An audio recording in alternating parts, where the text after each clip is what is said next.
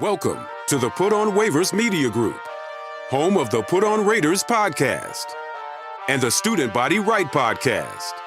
This is your place for the best breakdowns and the best insight for those who fight on and bleed silver and black. Now, here are your hosts, Dwayne Douglas and Ryan Holmes. And welcome, everybody, to the glorious episode of the Put on Raiders podcast. I am your host, Dwayne Douglas, along with Ryan Holmes, and we are podcasting off the beautiful shores of the Pacific Ocean. Beautiful day out here in Southern California. POR SBR is my Twitter handle, and then Ryan's is RHOLM22, almost to that 1,000 mark. Let's keep that going, keep pushing for that as well. I just yesterday I went to go see the Yankees and Angels, and that Ohtani is something else, man. That kid, that is something else. And but the thing that's cool about Ohtani is like the energy that when he walks to the plate. Like I haven't felt that energy in a ballpark watching a player hit since I saw Bonds play. Like even if you hated him, like there was energy in the ballpark to watch him. So it was kind of cool to see him as well. Did you watch the All-Star game? I was up in Seattle during the All-Star game. Yeah, I watched it. When he came to the plate and the whole crowd started chanting, "Come to Seattle."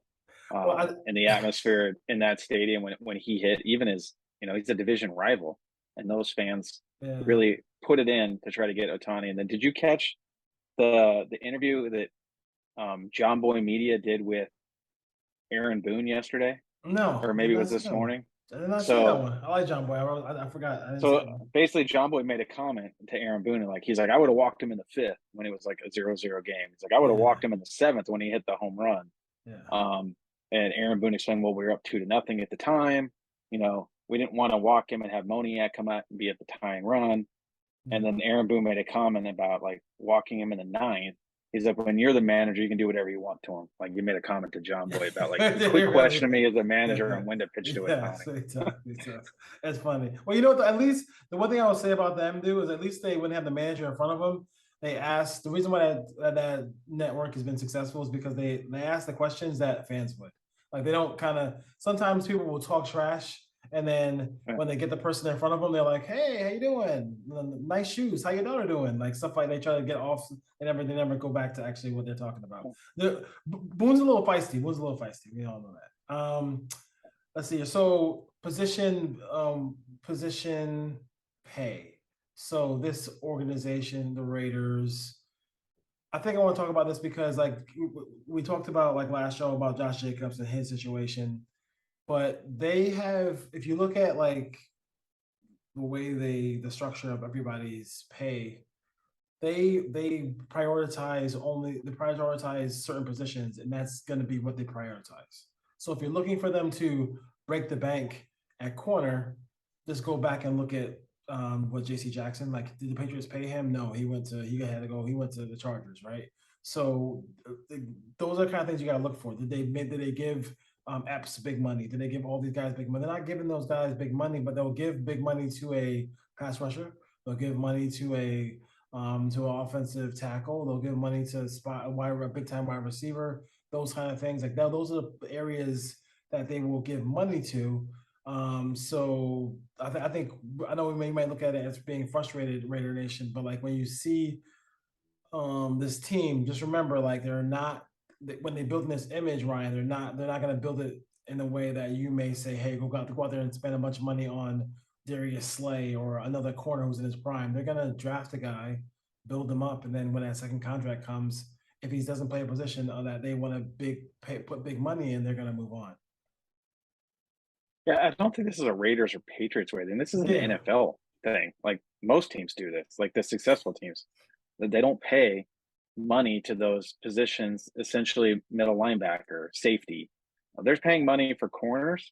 They're paying money for pass rushers, left tackles, and pass catchers and quarterbacks. Those are the guys making all the money in the NFL on successful teams. And you build your roster around those guys and give them complementary pieces. And that's how the game's going. It's been going that way for quite a while. I've always said if I was picking the top 10 of the draft, those are the only positions I would consider, because those are the guys that affect the outcome of the game. Can you get to the quarterback? Can you protect the quarterback? Does the quarterback have someone to throw to? Can someone get open? Can someone cover him? The rest of the guys, you can find them. They're like relief pitchers in baseball. They're out there. You can roll through them every couple of years and just bring in 2, 3 more. So it's nice to have difference makers at those positions when you hit on them in the draft, but you don't go out and pay for them. Yeah, that's it. I mean, because I know when free agency hits, the first thing everybody does is they go crazy looking at this, and that, and the other, and you can just kind of look at this team, and they're gonna be given the opportunity to build a roster. I don't think unless they go 0-17, they're back for year three. Like they're coming back. He is not, letting this whole thing fall apart. Um, like that as far as that goes. They're going to be given every opportunity, and after year three, if it looks like the first 2 years, then even then they might not do it because if they go out there and get a May or a Penix or Williams, if they're that bad, then they're going to say, hey, give me one more year with that quarterback, and then we'll see what happens, stuff like that. So they're rebuilding. Me personally, I don't know how you feel about it, but I kind of feel like they should have the courage to do it in year one. If you're going to do it, I mean, just tell, and I just think, as far as analyzing the team, I didn't think that Delaware could make some plays in this offense last year. I didn't think he's the kind of guy who I would say, boom, he's going to fit into Josh McDaniel's offense. And I think they could have probably saw that from a mile away and kind of moved on a little bit earlier. Yeah, the hope is when these organizations make these kind of shifts, when they bring in a new GM, a new head coach, that everything is aligned. And you want to align the quarterback with the coach with the GM, and you want to put them all on kind of the same time frame so they can grow together. The Raiders chose not to do that. They chose to roll in, and rightfully so. They had a playoff team, and they tried to roll through, and it didn't work. They should have done it this year. They shouldn't have rolled into the Jimmy Garoppolo year. They should have done everything they could have to get the rookie quarterback in this draft. Whether they liked him, it sounds like they only like Bryce Young. So, whether they evaluated CJ Stroud and what they didn't like in him, but they should have found a way to bring the guy in. And it's not Aiden O'Connell. I don't want to hear that. I see it on Twitter. Aiden O'Connell is not saving this franchise. Every day. He's not. We're not going to turn on Netflix and see quarterbacks, Aiden O'Connell out there with season 3, real guys. They already got renewed for season 2, so season 3 could be Aiden O'Connell. So we're not going to see that. And if Aiden O'Connell becomes a nice backup quarterback, that's about what you can expect him to come into. He's not saving this franchise. He's not winning in the playoffs in the AFC based on the other talent that's out there. So the Raiders are going to have to do something. Now, this team's probably somewhere in the 7 to 8 win area if everyone stays healthy. And if a couple of games, breaks go their way, maybe they get to 10, maybe they can sniff 11 if the ball bounces their way. Or if it doesn't, maybe they fall back to 6 or 7, kind of how they did last year. That's kind of the range for this team. This team's not winning 13 or 14 games. I don't see that. I have a hard time thinking 11, but who knows? It's the NFL. Things happen. Maybe they catch some breaks. They face some teams that are banged up. They have to play every week, but I've kind of tempered my expectations going to the season for the first time in a long time as a Raiders fan. Yeah, I would say that part of it too. I've definitely 100% do not feel like I don't feel great going into the season. And maybe this is the year where we're surprised, where we get surprised, you know what I mean? But I just don't know. I just don't know what they're doing as far as they've made some missteps. They might have found their stride with the draft, and kind of okay, now we feel good about what we're gonna do. So we'll see what takes place as far as that goes. Offensive line, I know I talked about that a little bit, and I think Warren Sharp, who is the book. I ordered the book, his book. I can't wait to see. Can't wait to see what's in that as far as stuff as we get ready for the season. But the Raiders are ranked 15th as far as offensive line goes. Probably about a fair rank. They've been sort of a little bit middle of the pack with thoughts about where they kind of fell in that ranking with Warren Sharp. That's about kind of what I expected. Somewhere right in the middle. They're not the worst. They're not the best. They're not in the top third. They're not in the bottom third. They're somewhere in that middle third. Whether you want to argue they're 12th or 13th or 15th or 18th, they're kind of all in the same bucket. So A lot of it's going to be dependent on Colton Miller's health. He has to stay healthy. If He Colton Miller does. doesn't play 17 games, that ranking will drop tremendously and quickly. Jermaine Illuminor, kind of his trajectory the second half of last season, if he keeps playing at that level, then they're kind of middle of the pack. If he comes kind of back to earth of what he has been previously in his career, hopefully he doesn't, then that might push him more to 18 to 20. So, and then the development of Parham is going to be huge. And then whatever they decide to do at right guard, right tackle, whatever combination they want to throw out there. If this team goes out and those guys plays the 15th best offensive line in the league, I would consider that about what I'd expect this season and a win for the Raiders, because they could finish in the bottom third. They could I don't think there's a pathway for them to get into the top 10 though. So 15th is fair. That's fair. It's fair. And I think that I think also in this offense, he's trying to.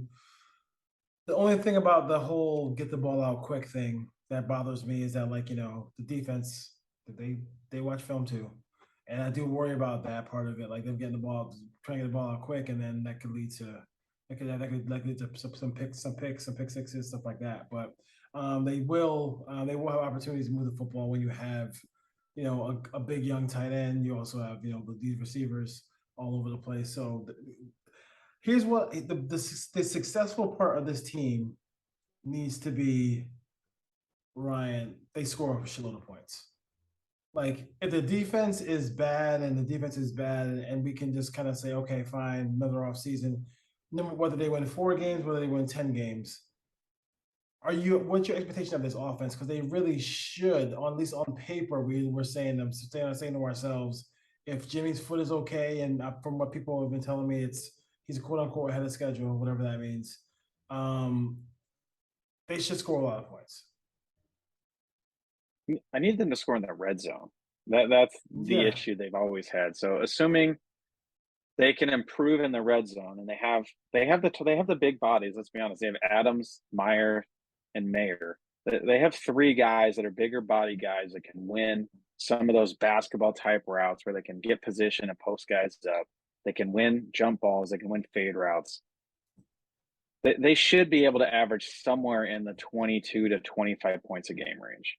I don't think they're going to go out and put up 30 every week. There'll be weeks they do. But they should get over 20 in most games and approach the mid-20s. So last season, I'm trying to get that up there real quick.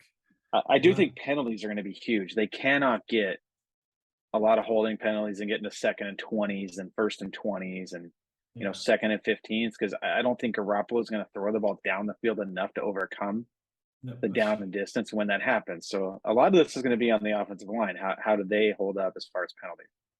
So I'm going to let's go to Minnesota Vikings last year. They averaged 24.9 points a game. Is that a number? I think that will only be a 1-point improvement from last year for the Raiders. The Raiders averaged 23 points a game. So can they get to, let's see, I'll do the Cowboys. Can this team be an offense that averages 27 points a game? I don't think so. I don't think so. I don't think they're going to throw the ball down the field enough to do that. It's going to be ball control, some longer drives, some time possession stuff. The style of play is going to bring the point total down. Well, and honestly, outside of Adams, they don't have a big play guy. Like Jacobs isn't a big play runner. Meyer is not going to win like down the seam as a tight end. He's more of kind of the catch the ball, break a couple tackles. And Jacoby Myers isn't either, and Hunter Renfrow isn't either. So who's making explosive plays down the field other than Adams? Like, they don't have that guy. And I was only point that out because I was looking at the Patriots year 1, the last year of McDaniels, the first year of Mac Jones. You want to guess how many points per game they averaged? 21. Like, I don't think it was a ton. They averaged 20. Is that right? 21. So that would be the 2021 season. Yeah. Okay. So it says they averaged 27 points a game. 27. I don't think they can get to that. They scored 462 points. For them to be able to average over 25 points a game, the defense is going to have to take a huge step and get off the field. Give A him lot some, of give him 3 some and short outs fields. and get some short fields. Some short The fields, defense yeah. is going to have to score a couple touchdowns. Like, Yeah. offense alone is not going to do it. They're going to have the defense play much better to be able to get into the upper 20s. Big part of it. Big part of it. Because the Patriots, flipping to that real quick, I can say the 2021 Patriot defense ranked. Where did they rank? They were fourth. 17 points a game. So yeah. So no, without looking at turnovers or anything like that, they obviously did a better job as far as that goes. So, This Raiders defense can hold them to 20 points a game. That'll be a dude, huge, I huge. think, I don't think it's possible, but if they do, then this team's Yeah. going to win some games. like, I mean, 24 points a game to me would be like, okay. I mean, they might have to win a bunch of games on Carson field goals, but I would say they might win some games in that situation too. But you said it best. It's about the red zone. I mean, they have to be better in the red zone, whether it's running it, whether it's being dynamic in the passing game. I mean, it's Jimmy's numbers are better than Carr's in the red zone. I would think that with those big body receivers, like, it just makes all the sense in the world to be better there. So we'll see if they are able to do so. You have anything real quick before I move on? No, I had a comment about the Netflix show, but we'll get to that later. You're gonna get that later, yeah. So from real quick before we move on to the next segment, let's go to so Josh Jacobs from the fan point of view. Like, from a fan point of view, they're gonna stay looking at it as new coach, new everything. They get rid of our good players, just like we got rid of Mac. Different situation totally, but you know how fans can be as far as that goes. We're fans too, but we try to keep everything in just kind of like sensical as far as that goes. Like, I understand the problem is, like, this guy wasn't the popular choice. And it's one thing to be Josh McDaniels wasn't the popular choice, and he also was not winning, and he doesn't have a winning record. So, like, that makes everything, like, even bubble emotions even more. And it comes from an organization that we've been envious and hated for years and years to come. So basically, I mean, hey, listen, you just got to sit tight. I mean, there's nothing you can really do. Nothing we can do as far as controlling it. But I would definitely go into this year and look for them and the players they drafted to give them an opportunity to show you they're getting better and see progress. But, you still got to hold them to a standard of, like, hey, how many games are you winning? Yeah, I think the key here is the Raiders haven't moved on from Josh Jacobs yet. So Yes, that's true. it's tough to compare it to the Max situation. They moved on from Cooper. They moved on from basically anyone in the last 10 years that has success has moved on. They moved on from Carr. They moved on from Waller. There was a lot of reports they're going to move on from Renfro. And, like, the only guy that really hasn't happened to is Crosby. I don't think they're going to move on from Josh Jacobs.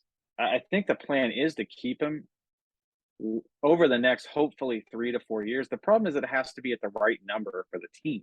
They're not just going to say, oh, we moved on from all these other guys, so let's just give a running back this deal that guarantees him $25, $30 million. That's not fiscally smart. And there's teams around the league that just aren't doing that. So I think that's kind of where the disconnect is where fans are just like, oh, I don't want to lose another player. And trust me, I own 2 Raiders jerseys right now, Josh Jacobs and Max Crosby. I stopped buying them for a long time because as soon as I bought them, whether it was Michael Huff or Randy Moss or Kurt Morrison, I can go down the list of all the Raiders jerseys I've owned that I had to get rid of fairly quickly. And I was pretty confident when I got the Jacobs one 2 or 3 years ago that he was going to be here long term. And now we don't know, but they haven't moved on from him yet. So, like, let's give them an opportunity to see what they do with him after next season before we make that judgment. But I do understand the fan side of it is just watching player after player after player leave and the team not having any success. I think it's the combination of both. If the Raiders were winning and they were letting players walk out like the Patriots do, I don't think there would be any problem with it. I think it's the fact they're letting players walk and they're not winning any games, plus a coach that no one really wants or likes. It is a combination that it's kind of driving this. Yeah, I think the biggest thing is it's the wins, and the lack thereof wins for the Raiders. So I think that's the biggest thing that people are having to have to overcome as far as that goes.